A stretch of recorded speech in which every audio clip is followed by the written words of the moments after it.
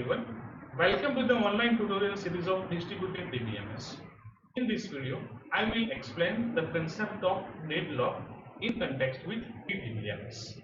I am Jishan Sheikh, Assistant Professor in IT/ICT Department of LJ Institute of Engineering and Technology. So let's start with our today's topic, deadlock. So in this video, I will explain about basic concept of deadlock.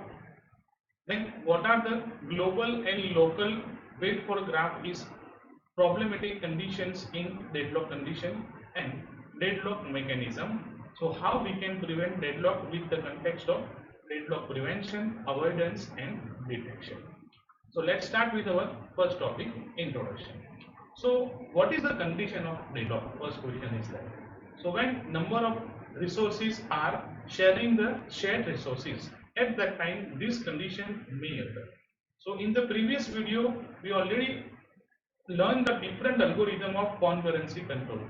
So in all that particular algorithm we understand that number of transactions are sharing the common resources, but at that time if deadlock condition is occurring, that if number of transactions are in the situation when that transaction are blocked due to some particular resource requirement. If one transaction is requesting for some resources, that resources used by the another transaction, that resource is again used by the another transaction, and cycle is going on in this manner. So if this type of situation is occurring, then deadlock may be occurring. So basically in distributed DBMS, in the background deadlock is occurring due to both the reasons. First is all about the log based concurrency algorithm, and second one is all about timestamp based algorithm. In both this algorithm we are using the shared resources. So if we are using this type of algorithm, at that time we have to concentrate about how the deadlock mechanism can be handled. So for that we have to watch on how the transaction is using this type of shared resources. So for that scheduler is maintaining graph. That graph is known as a wait for graph. So wait for graph is all about what transaction is requesting and how the resources are used by the another transaction. So for that one table format is available. In that table all that data is maintained. Suppose T1 transaction is using X value. So in that table we are maintaining that X is right now using the X value. Suppose X is already requested by another transaction T2, that will be also maintained in that table. But when we are talking about the deadlock situation, at that time we have a causes one cycle. So that cycle is all about the deadlock condition. So wait for graph is all about the graphical representation of your particular table portion. So if transaction Ti, it waits for another transaction Tj here to release the lock and on that particular entity. So we can write like that, Ti is waiting for Tj in wait for graph here. So here Ti is already requested for Tj, that is allocated by this type of L. But again Tj is waiting for this particular data item which is requested already used by our Ti. So here one cycle is maintained here, and using that cycle we can say that one deadlock situation is occurring between Ti and Tj, both the transaction queue. So in distributed DBMS we are using this type of graph for maintaining our wait for graph conditions. Now we are moving to how we are concentrating on the global side and local side for deadlock condition. So when we are talking about the local and global condition here, so local side is all about if any transaction is requested for data item, that data items is handled by that side, that is all about control side. And here if we are maintaining any graphical condition, that is all about local condition. But when we are requested for some data item to some side, but that side is not having that data and requested to the another side, that time what happened here, our data item is not available at that site, and different site is responsible for particular resource, but request is controlling by that particular control site. So here dependency is making more complicated here. So at that time, if we are talking about deadlock situation, then we have to take care about the global WFG. So this is the figure where we can compare our local and global WFG. So here assume T1 and T2 run at site 1 here. So T1 and T2 both the transaction are here and they are requested for data item at site 1. Now T3 and T4 run at the site 2. So we can see here T3 and T4 both are working at the site 2. So both sites are separated here. If they are depending with each other, then we can say that is a local WFG. But if we can say that assume T3 waits for a lock held by T4 here, okay, then it is on the same side. But when we are talking about that, T2 is part of that particular algorithm and they are requesting the data item which are available at the different side. So that is the second figure here. In the second figure, we can say that what happened here is this, in this particular figure of T1, T2, T3 and T4 here, T4 is requesting for some data item that is available for T1 and that is available at site 1. But in the also we can say that T2 is requesting for some data item that is available at site 2 at T3. So here what happened, when we are requesting for some data item which are available at the different sites, not at the control site, in that case if any cycle is processed, that graph is known as a global WFG. But if that data item is available at the same site, it is known as a local WFG. So this is the basic idea how the deadlock is using the concept of wait for graph condition. Now how can we handle the deadlock conditions? For that we will learn about the different deadlock mechanism. So deadlock mechanism is following basically three parts: deadlock prevention, deadlock avoidance and deadlock detection and recovery. So these three parts will be used to handle the deadlock with the different scenario. So let's understand all three one by one. So first we are learning the deadlock prevention. So deadlock prevention is all about we are doing some strict restriction for the different transaction. So restriction is that if any transaction is requested for some data item, that data item must be available at that time. If that data item is used by another transaction, then that transaction cannot avail that resources at that time. That means our requested transaction cannot be moved in a waiting condition. For example, transaction T1 is requested for data item X and Y. X and Y both are the shared resources. Suppose X is available and Y is used by another transaction T2 here. So what happened here? If the scheduler is assigning X value and T1 is waiting for Y here, but Y is already held by T2 transaction, and if there is a condition that Y cannot be availed in future, so T1 may be go into the deadlock state. But when we are talking about the deadlock prevention, this condition is not accepted by the scheduler.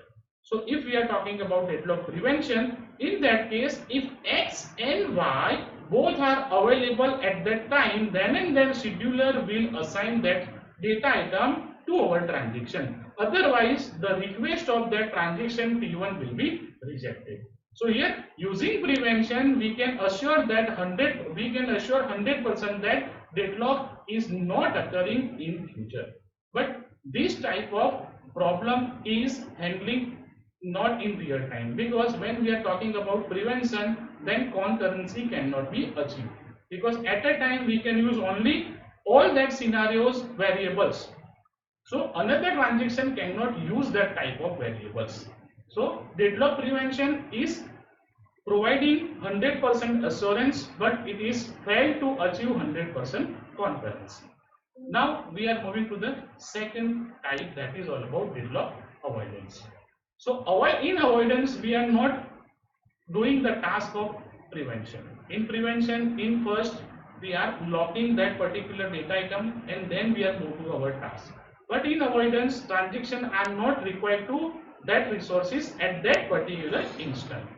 If transaction T1 is using some resources and in in future, if it is requested for more resources and if the deadlock is occurring, at that time scheduler is use some techniques to avoid that deadlocks. So we can say that at a time multiple resources can be used here. So what are the mechanism is used by our deadlock scheduler to remove our deadlock complication? For that, mainly two algorithms is used, wait die algorithm and wound wait algorithm. So let's understand both the algorithm one by one with the context of centralized and distributed. So when we are talking about the wait die algorithm, what happened here? We have to understand the concept of timestamp again, what already discussed in our TO algorithm. So assume that we have two transactions Ti and Tj. So Ti is request a lock on data item which is already locked by Tj. So Ti is requesting for data item that is shared resources. If Ti is permitted to wait if timestamp of Ti is less than timestamp of Tj. So let's understand what is the context of timestamp here. So in TO algorithm I already explained, when any transaction is requested for data item, that request is first taken by your scheduler. At that time one unique ID is assigned. That unique ID is your the timestamp. Timestamp is all about the system clock time. So when the system clock time is assigned to every transaction, that is the unique number. So here timestamp of Ti is less than timestamp of Tj. That means here timestamp of our transaction Tj is here older one and timestamp of Ti is younger one. So when we are permitting the next transaction to wait here, it is less than the particular requested data item. At that time we can wait, otherwise the request of that transaction will be rejected and they have to abort that particular transaction. So here timestamp of Ti is less than timestamp of Tj. We can say that here Ti is right now older transaction because timestamp is older than the newer one. So in wait die algorithm we have to use two contexts: if transaction can wait or if transaction can die. So which transaction can wait or which transaction can die? If requested transaction is older, then it can wait. If requested transaction is younger, then it will be died automatically. So that younger transaction has to requested again here. So what happened here exactly?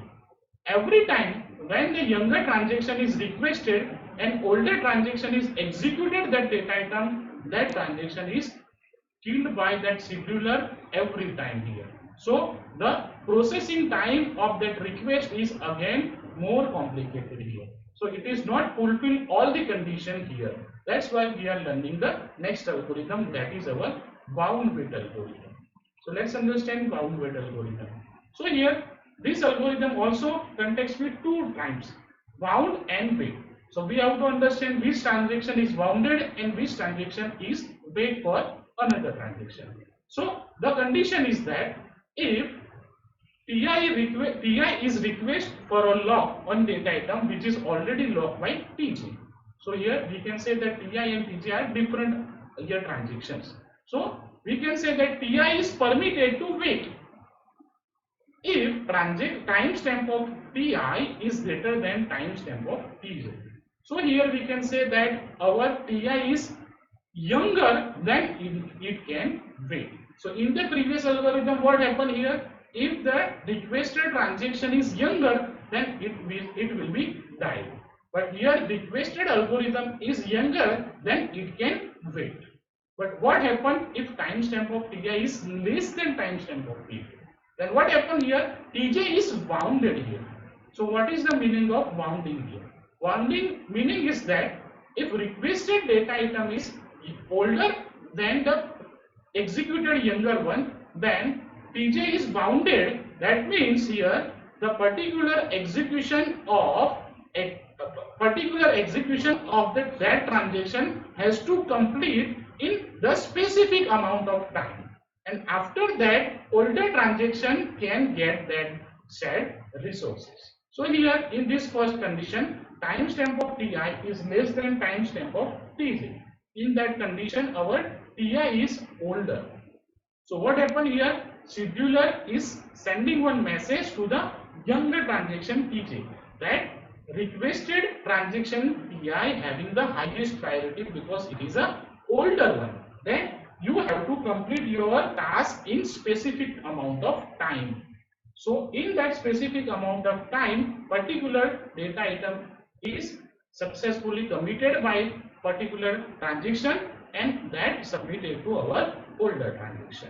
So that is the task of the older transaction. If the requested transaction is younger, then it can wait for specific amount of time. But again, problem is there.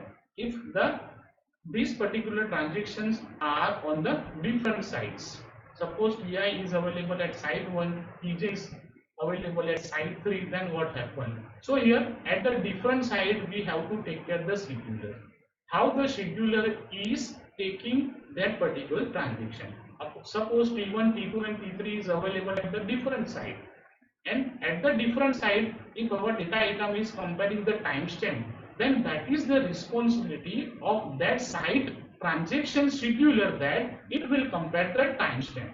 If that transaction is older, then it will bound it. If it is younger, then it will be put into the wait condition. So this is the difference. How can we write bound wait algorithm in centralized one and distributed algorithm? So both the algorithm in the examination, it will be asked write down the bound wait and wait algorithm with context to centralized one and distributed one. Then you have to write with the context of this condition.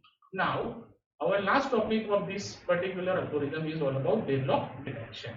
So deadlock detection is all about we have to try that we have to just execute all the transaction. If any deadlock is occurring, then we have to tackle that. In the prevention, what happened? All the deadlock condition must be fulfilled like that. There is no deadlock possibility in future. In avoidance, just in time, if deadlock is trying to occur, we have to stop there. But in deadlock detection here, we have to execute all the transaction. If deadlock is occurring, then we have to identify due to which transaction deadlock is occurring. Then we have to resolve that problem. So for that we have to understand deadlock detection. So here wait for graph is all about how the exactly cycle is moving throughout the different sites. For that we are understanding three terminologies: centralized, distributed and hierarchical. So first understand our centralized deadlock detection. So in centralized deadlock detection we are maintaining one scheduler. That scheduler is maintaining the wait for graph all the transactions. So number of transactions which are requested by that particular control site, all that transactions wait for graph is maintained by one centralized scheduler. That centralized scheduler is checking that due to which transaction deadlock is occurring. So one victim will be there here. Suppose we have T1, T2, T3, T4, four transactions are there and they are using the shared resources. So if deadlock is occurring, we have to kill one transaction to free our system from deadlock. So which transaction is victim here, due to which transaction deadlock is occurring, that will be decided by our scheduler. So for that our deadlock scheduler is maintaining wait for graph. Choose one scheduler on the basis of the criteria of younger or older.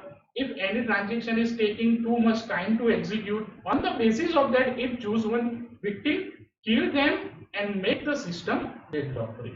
But in centralized one, what is the problem here? Problem is that scheduler is only one. If that scheduler is on the downside, our whole system cannot maintain the deadlock detection. So this is the biggest disadvantage of this particular centralized one. To resolve this, we are using the hierarchical one. So according to the hierarchical concept, for the different sites, we can see here, site 1 is maintaining for particular V1. Then the tree structure is maintaining here. So for the different site, we are maintaining one root node. That root node is maintaining the particular centralized scheduler. But also we are telling that here, if particular site is downside, that particular sites cannot maintain the deadlock condition. Suppose side 2 and side 3 is failure here, then what happen particular state? So if the root node is failure at that time, then the link between both this and left hand side and right hand side child will be on the downside. So hierarchical is better than the centralized one, but we cannot 100% assure that deadlock is maintaining here. So for that we are choosing the best solution, that is all about distributed deadlock detection. So what the distributed deadlock detection here? So in the distributed deadlock condition, we have to cooperate with the different sides here, and different sides having the different lock, or we can say the deadlock scheduler or deadlock manager. Periodically, each and every site is sending its local WFG to the different sites here. For understand, assume we have 5 different sites, site 1, 2, 3, 4, 5. Each and every site having different site manager with the deadlock scheduler. So after amount of time period, what happened here? Site 1 is sending its local wait for graph to the all other sites. Now what happened here? If that particular transaction is requested to the different sites, then dependent transaction is checked at that particular scheduler. If due to that particular transaction request, if any deadlock is occurring there, then that transaction is considered as a victim. So for that they have to maintain global wait for graph here. So from local wait for graph, each and every site is maintaining the global WFG. So this is the case how the particular distributed deadlock is detected. But internally, how the wait for graph is maintaining and which are the conditions are the followed by this particular lock manager. So for that they are checking one condition, that condition is potential for global deadlock. So potential for global deadlock is all about how the local transaction are requested the particular data item to different sites. Suppose T1 is site 1 here, T2 is available at site 2. So if T1 is requested to T2, due to that if any deadlock is occurring here, then that particular transaction is creating one link here. That link will be part of, if potential global deadlock, then T1 will be victim here. So for each and every site, they are maintaining the global WFG. In global WFG, if any transaction is making the condition, that condition is the part of our potential for global deadlock, then that transaction is considered as a victim, and that will be a case of deadlock handling. And scheduler will